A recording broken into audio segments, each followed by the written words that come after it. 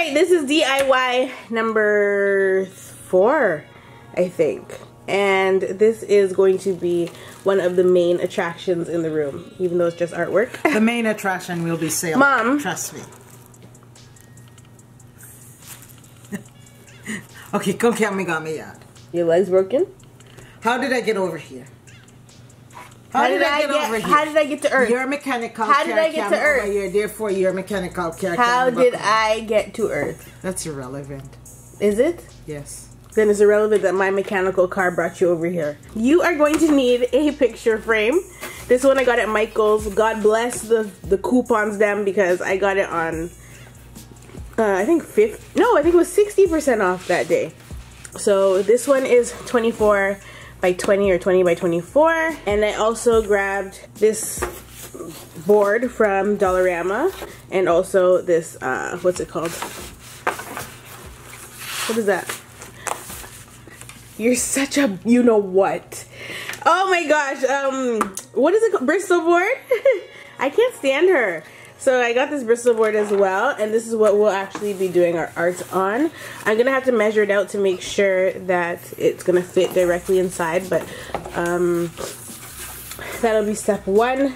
You're also going to need feathers. Now you can do it without feathers, but we're doing ours with feathers. And depending on how good you are at drawing, you will need a compass. You will need a white marker. I got 2 different sizes because I wasn't sure which one I would need. So I got this one. I'm putting shit upside down. These are both Sharpie paint markers, and they are both oil based. I got this thing. I can't remember if this is paint or not. We'll figure that out. Either way, I got it. And also some black paint.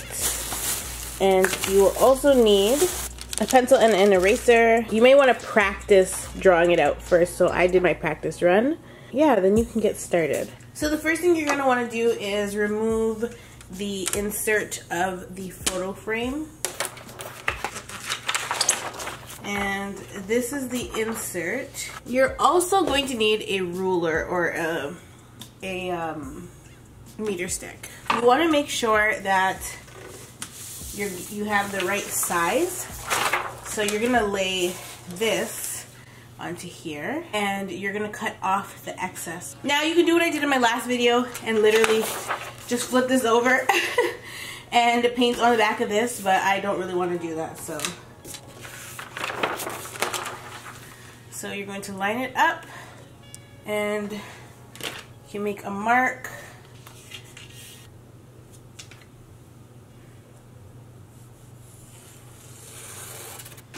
And this way you know exactly how much to cut off of the portrait. However, you also need to make another mark to let you know where the inside piece, where your artwork, your border is. So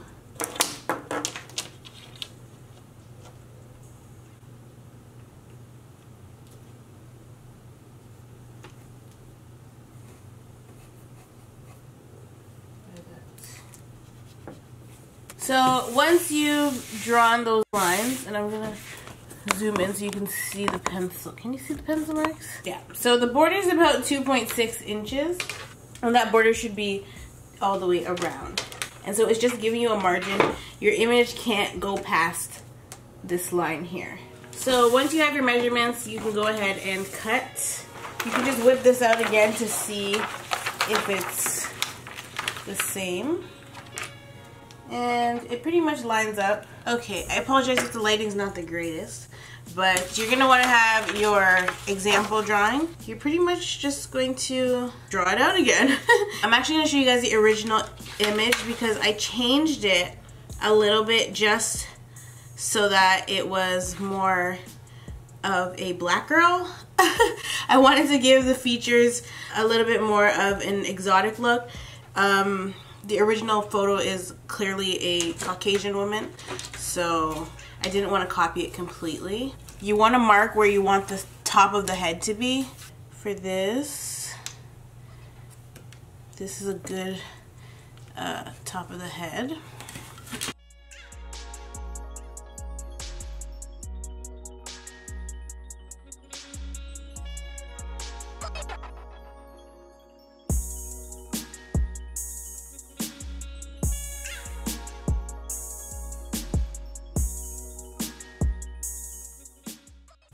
Then she's got some serious jawbone action going on. So we're gonna give her some contour.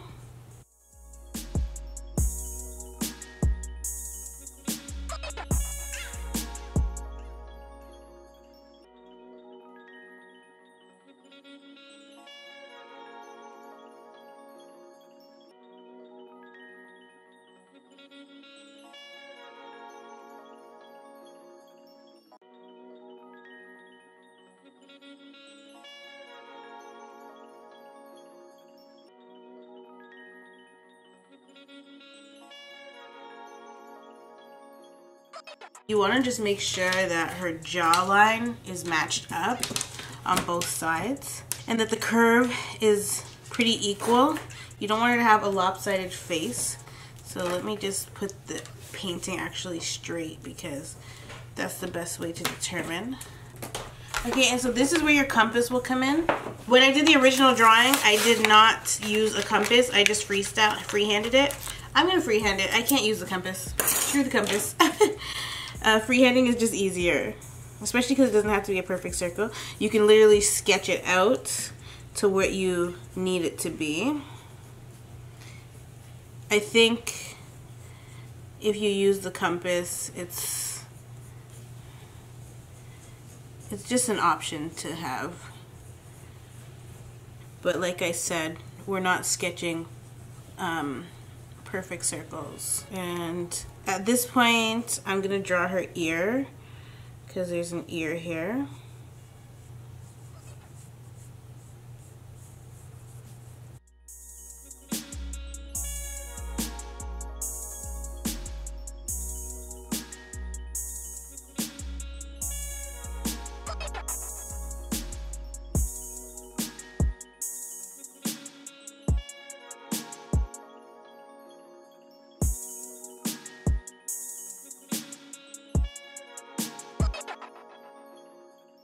So I'm just going to keep sketching the glasses until they're appearing to be the same size. They're not going to be the same size because I didn't use.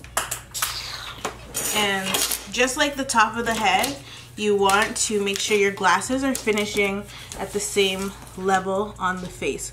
So right now when I put my ruler down, I see that this lens finished lower than this one.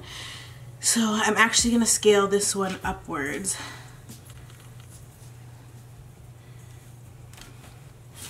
Can I scale it up? Yeah, because it's looking lopsided. So I'm gonna put a line as to where it needs to go and erase the bottom of it. And that way, even if they're not the same size or circumference, I should say, even if they're not the same circumference, they'll still appear to be because they're leveled. And so the top of the glasses, they're kind of at the same level, but not really. So we want this to be the finish. And so now I'm going to work on her features. You want to choose a far enough down spot to put her nose.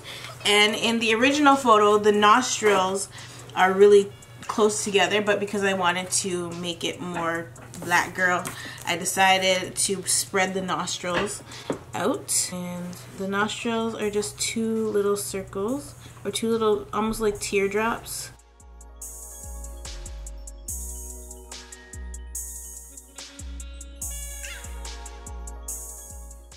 And then her lips,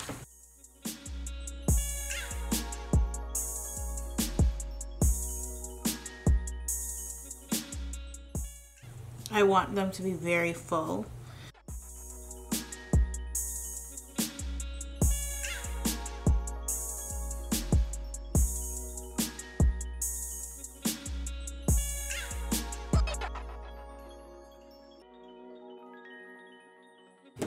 And so you can accessorize her face however you want. You can give her moles or whatever. I always draw moles on everything because I got moles.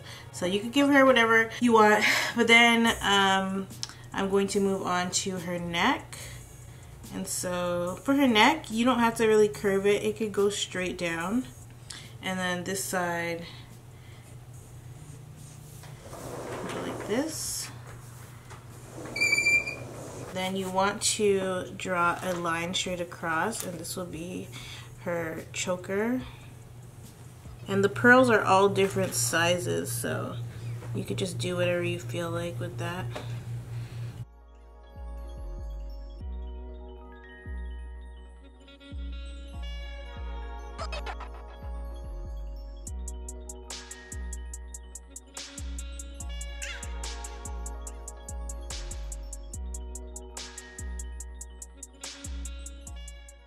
And so when it comes to her hair, in the original photo, like I said, it is a white woman, so her hair is parted up the middle, and then it's like it's in a tight bun. So what I've done with my photo is I just crinkled the hair so that it's curly, and so it can still have a straight part, but you want to draw it so it comes like this. And then the other side, wherever it meets, whatever hair texture you want to add. So I just did it wavy. And you can give her baby hairs and all that, but I just did it like this. Have the part in the middle, and then you're gonna have a few squiggly lines like that. I also did squiggly lines on the outside of the hair as well, so it would be like in a curly slicked bun. And then just some squiggly lines on the inside of the hair to emphasize the fact that the hair is parted. So I actually have to go get my husband from work, so I'm going to finish this up when I get back.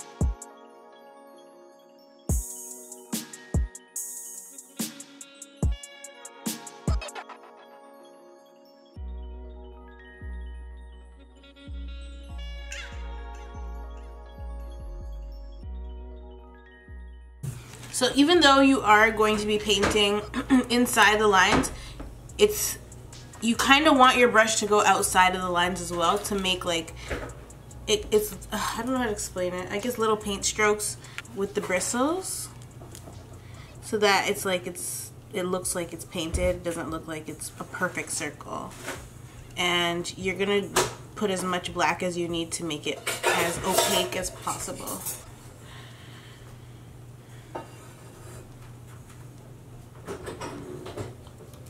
And this is acrylic paint.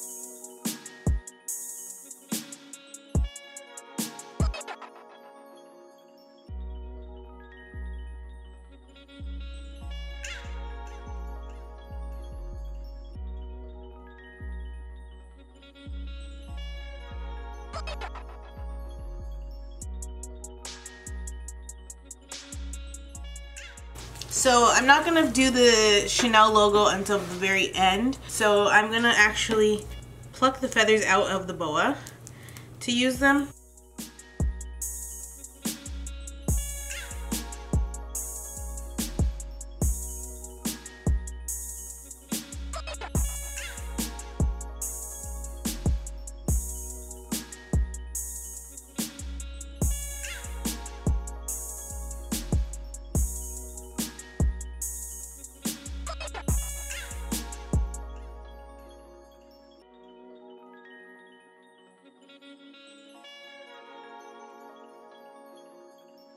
So all of our feathers are on, and now I'm going to take my Sharpie oil-based paint marker in white, taking the very fine one, and I am outlining the Chanel logo. I've already traced the logo onto the glasses. What I did was printed out the actual logo. I then cut it out. Well, I cut out one of the C's, and then I used that C to draw in pencil onto the glasses, and now I'm tracing over that.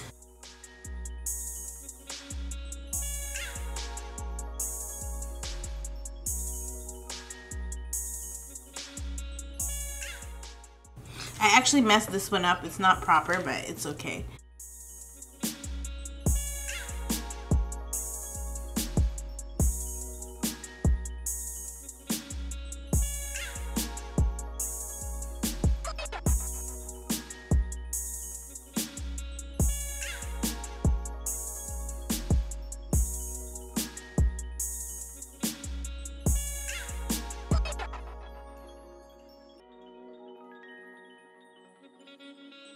Once you have the Chanel logo outlined, you can go ahead and take your fat Sharpie oil-based marker, or oil-based paint, sorry, and now you can actually fill in the C's.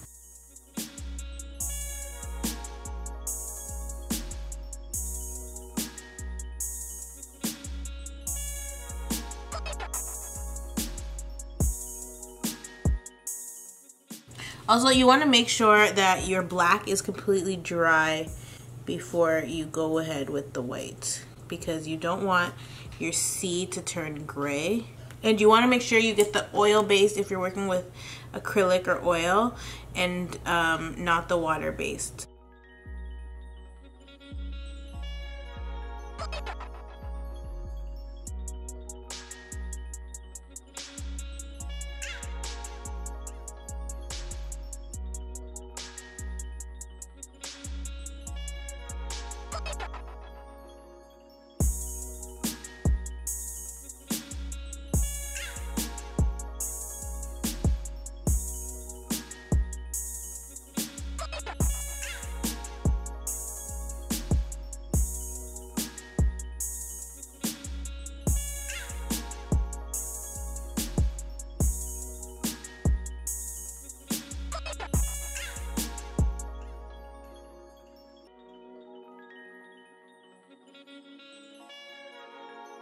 Now, of course, you might have to go over the white more than once just so that it's opaque, but this is pretty much it.